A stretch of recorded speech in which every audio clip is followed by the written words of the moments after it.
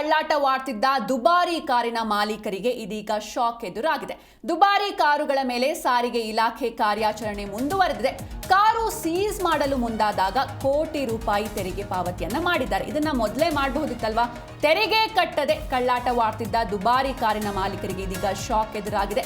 ದುಬಾರಿ ಕಾರುಗಳ ಮೇಲೆ ಸಾರಿಗೆ ಇಲಾಖೆ ಕಾರ್ಯಾಚರಣೆ ಮುಂದುವರೆದಿದೆ. ಇನ್ನು ಕಾರು ಸೀಸ್ ಮಾಡಲು ಮುಂದಾದಾಗ ಕೋಟಿ ರೂಪಾಯಿ ತೆರಿಗೆ ಪಾವತಿ ಮಾಡಿದ್ದಾರೆ. ಇನ್ನು 98 ಲಕ್ಷ ರೂಪಾಯಿ ತೆರಿಗೆ ಕಟ್ಟಿದ್ದಾನೆ ಐಷಾರಾಮಿ ಕಾರಿನ ಮಾಲೀಕ. ಫೆರಾರಿಗೆ 61,94,494 ರೂಪಾಯಿ.